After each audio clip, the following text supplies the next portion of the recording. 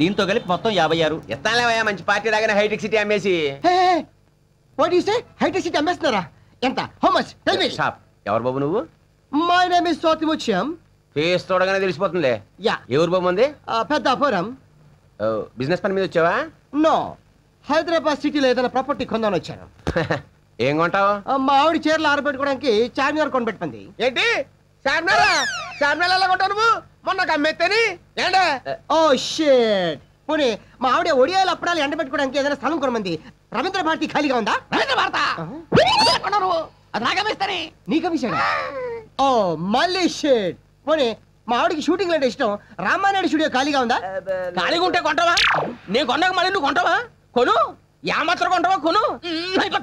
ఓహో, పోనీ నాకు అమ్మడానికి ఏమున్నా నీ దగ్గర? ఉందండి, ఆ బిర్లా టెంపుల్ అమ్ముతాడు, కొనుక్కోండి. లేకపోతే 12 అసెంబ్లీ అమ్మేస్తాడు, లేకపోతే గోల్కొండ అమ్మేస్తాడు. అదే అదే అది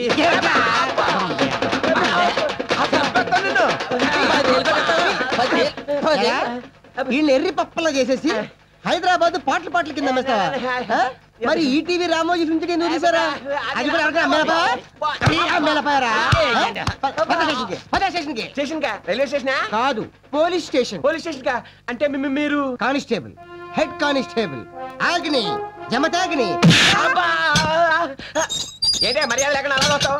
ఇదే రాజకీయ నాయకులు అయితే వస్తావా? సాల్యూట్ చేసి ఏసీ సూట్ రూమ్ ఇచ్చి కంచం మంచం అరేంజ్ చేస్తావు. ఎస్ఐ గారు కాస్త బిజీగా ఉన్నారు, వర్క్ అయిపోగానే వచ్చి ఇస్తారులేమ్మా. చూస్తా, లేదంటే బయటికి రాగానే రాజకీయాల్లో చేరిపోతా. అంత ఛాన్స్ నీకు ఇవ్వలే. హలో బావగారు, హలో అల్లుడు. ఓ మీరంతా కూడా ఇక్కడే ఉన్నారా? ఇది సెల్లా లేదండి, మన ఇల్లులో ఉంది. నేను ఒక వీడియోకి హెల్ప్ చేసే లోపల ఇంట్లో ఇంకో వీడియో రెడీ అయిందంటగా. చూడండి బావగారు, ఈ రోజుల్లో నీతి నిజాయితీలు పనికి రావు. ఉదాహరణకి ఇండియా నీతిగా బస్సులో వెళ్లి పాకిస్తాన్ తో స్నేహం చేద్దాం అనుకుంది, కానీ పాకిస్తాన్ ఏం చేసింది? కార్గిల్ యుద్ధం చేసింది. దేశమే నీతిగా ఉంటే బాగుపడినప్పుడు ఆ దేశంలో బతుకుతున్న మనం నీతి అంటే ఇన్నాళ్ళు కలవని మన మనస్తత్వాలు ఫైనల్ గా ఇలా జైల్లో గెలిచాయి. కాబట్టి రేపటి నుంచి మన ముగ్గురం ఒకే రూట్ లో పెడదాం. ఏమంటారు? నన్ను అంటావా? నిన్ను దగ్గరికి రాకు. ఈ చేతులతో సొంత అల్లుండే చంపిన వాడిని నిన్ను చంపడం పెద్ద కష్టమో కాదు, శిక్షలో పెద్ద తేడాను రాదు.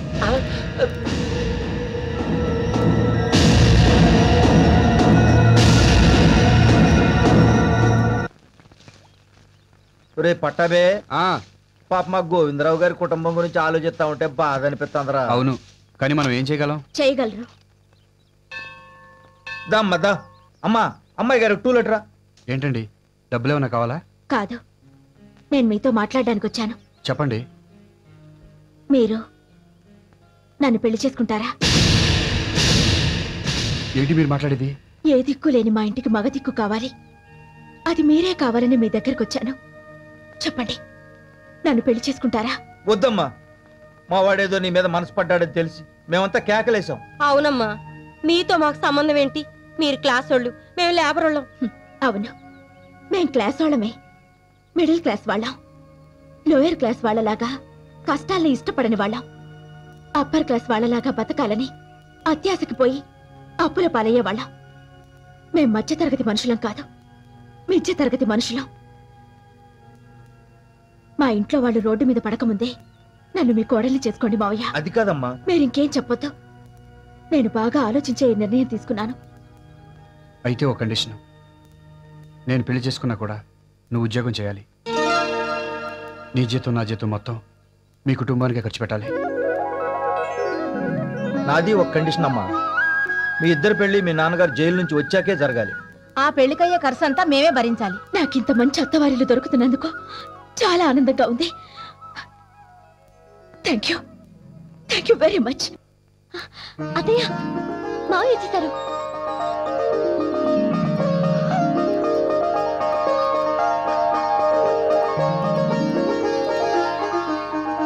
రండి మావయ్య. గాయత్రి, పార్వతి, మీ నాన్నగారు వచ్చారు. మంచిలు తెస్తా ఉండండి.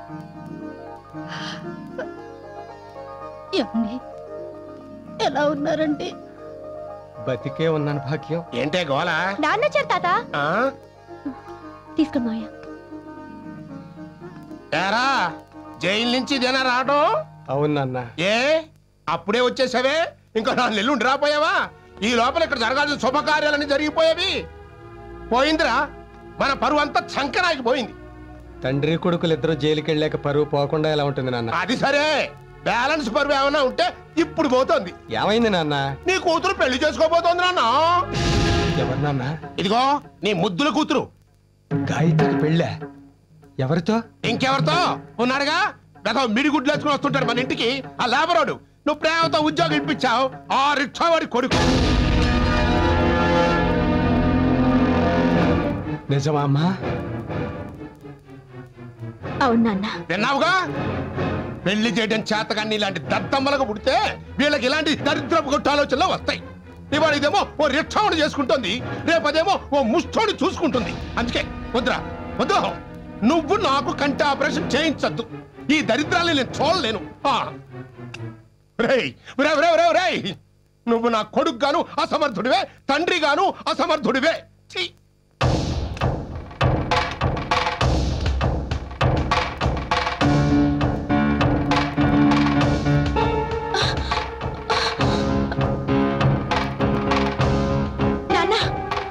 ఎక్కడికి నాన్న? బయటికి వెళ్ళేటప్పుడు ఎక్కడికైనా అడగకూడదు. మీరేం చెప్పొద్దు. 3 లక్షలు ఒక్కసారి ఇస్తేనే ఇల్లు ఇస్తా. పోనీ ఇచ్చిన తర్వాతే రిజిస్టర్ చేద్దరు గాని ఒక్క నెల గడువు ఇప్పించండి. అలా కుదరదయ్యా. అవతల ఇంకో పార్టీ క్యాష్ పట్టు కూర్చున్నారు. ఏదో మీరు అడిగారు కదా అనేసి అడ్వాన్స్ తీసుకోకుండా ఆగా. మీకు కావాలంటే రేపు ఉదయం కల్లా 3 లక్షలు తీసుకొచ్చి ఇస్తేనే ఇల్లు మీకు దక్కుతుంది, లేకపోతే ఇల్లు దక్కదు. ఇక మీ ఇష్టం.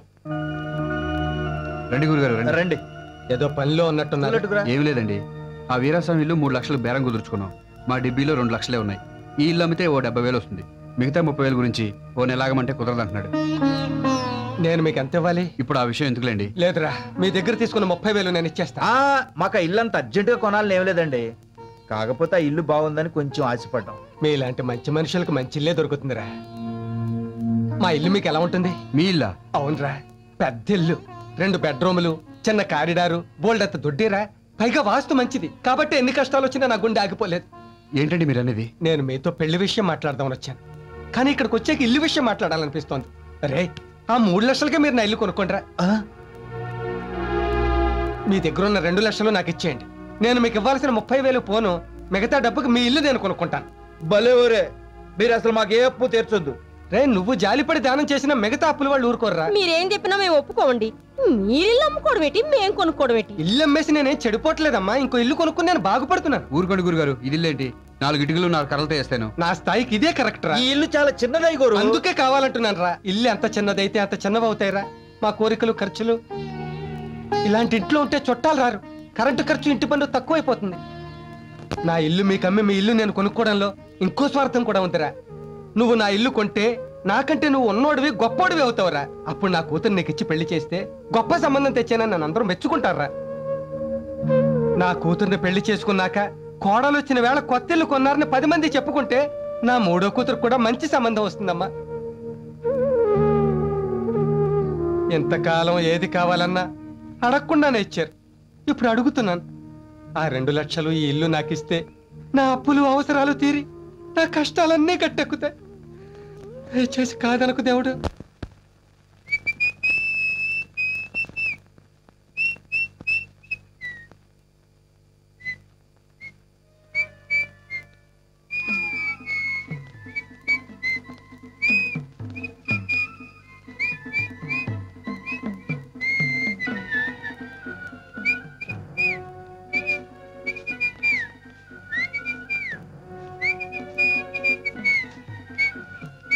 డాడీ, మావయ్య, నాన్న, అన్నయ్య.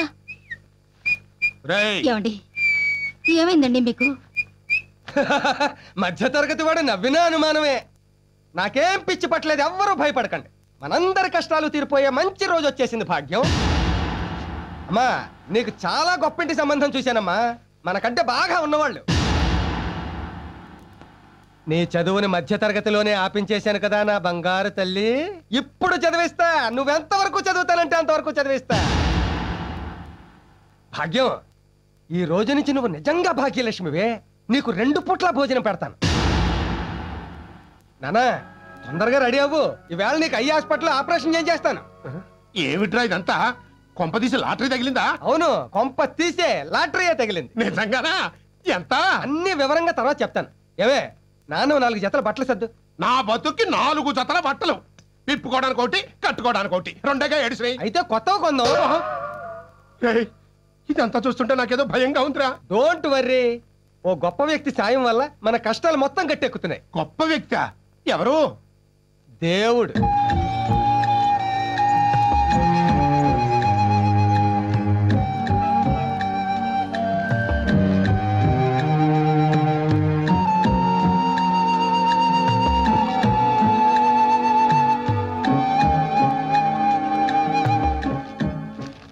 నాన్నా, ఇక్కడ సంతకం పెట్టు. ఆటోగ్రాఫా? కాదు, ఆపరేషన్ చేసే ముందు పేషెంట్ దగ్గర సంతకం తీసుకుంటారు. దేనికి? ఆపరేషన్ లో కళ్ళు పోతే మాకేం బాధ్యత లేదనా? కాదు నాన్న, వాళ్ళ ఫార్మాలిటీస్. ఫార్మాలిటీ అయితే మాత్రం చదవకుండా సంతకం ఎలా పెట్టమంటావు? చదవడానికి నీకు కళ్ళు కనిపించట్లేదు కదా, అందుకే ఆపరేషన్ చేయించమంటున్నా. సంతకం పెట్టందే కళ్ళు ఆపరేషన్ చేయరు. అదొకటి ఏడ్చిందా? సరే, ఈ గుడ్డి కళ్ళు బాగుపడటం కోసం గుడ్డిగా సంతకం పెడుతున్నా. ఎక్కడో చెప్పు. ఇదిగో ఇక్కడ. ఇన్నాళ్ళు మీరు చెప్పినట్టు నేను విన్నాను, ఇప్పుడు నేను చెప్పినట్టు మీరు వినాలి. ఎలాగో మనం ఇల్లు కొనుక్కున్నాం కాబట్టి ఈ రోజు నుంచి నువ్వు రిక్షా తగ్గకూడదు. ఇదిగో అమ్మా, నువ్వు కూరగాయలు బండేసుకుని వీధిలో తిరిగి ఆ వంకాయలు బెండకాయలు అంటానికి వీల్లేదు. ఇదిగో ముసలే, నువ్వు ఇంటింటా పాచి పనులు చేయడానికి వీల్లేదు. శుభ్రంగా పడక కూర్చుందో వెళ్ళి పడుకో. ఇదేం గోలరా? అవును మావయ్య, ఇన్నాళ్ళు రాత్రనక పగలనక అంతా కష్టపడ్డారు. ఇప్పుడు మేము సంపాదిస్తున్నాగా. సరే, రిక్షా అమ్మేస్తాను, కానీ ఆటో కొనుక్కుంటాను. ఆటోనా? అవునరా, కష్టం తక్కువ లాభం ఎక్కువ. అయితే నేను ఈ కూరగాయల బండి అమ్మేసి మన ఇంటి ముందే కొట్టెట్టుకుంటాను. నేను ఈ పాస్పర్ మానేసి ఓ మంచి ఇంట్లో వంట మనిషిగా చేరతాను. అంతేగాని ఖాళీగా మాత్రం కూర్చో ఉంటారు. ఈ ఇంటి మీద డాబా వేసే వరకు కట్టపడదాంరా. డాబా వేసాక ఇంకో మేడ కొందాం అంటారు. మాకంత ఆశ ఏం లేదులే. మరైతే రెస్ట్ తీసుకోవచ్చు కదా అత్తయ్య.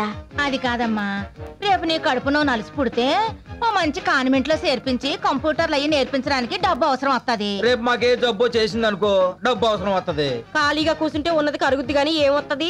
కరెక్ట్ గా చెప్పారా. అది కాదు గురుగారు. గురువు గారిని కాదు, మాంగారిని చూడు. కష్టం చేసిన వాళ్ళు ఖాళీగా కూర్చోలేరు. ఓపుకున్నంత వరకు కష్టపడి నువ్వు కోరుకున్నట్టే ఆటో కొనుక్కొచ్చిరా దేవుడు. మంచి మాట చెప్పారండి. నీ రిక్షా నేను కొనుక్కుంటాను. అయ్యి బాబోయ్, అంత చెడ్డ మాట అన్నారేంటండి? చెడ్డ మాట కాదు, మంచి మాటే. ఉన్న ఉద్యోగం పోయింది, ఎక్కడ పని చేద్దామన్నా ఈ వయసులో మీరేం చేస్తారండి అని వేళకోళం చేస్తున్నారా. అందుకని రిచ్చా దొక్కుతారా? ఇది తొక్కడం చాలా కట్టమండి. 100 మంది ఎక్కిన బస్సునే నడిపాను. 1000 సమస్యలతో ఉన్న ఇంటినే ఒంటెద్దు బండిలా లాక్కొస్తున్నాను. ఎంత చిన్న రిక్షాన్ లాగలేనా? అది కాదు మావయ్య. నేను మళ్ళీ అప్పుల పాలు కాకుండా 4 రాళ్లు వెనకేసుకోవాలి అంటే నాకు మీ కుటుంబాన్ని ఆదర్శంగా తీసుకోవాలనుంది. దయచేసి నా అదృష్టానికి అడ్డు రాకండి ప్లీజ్.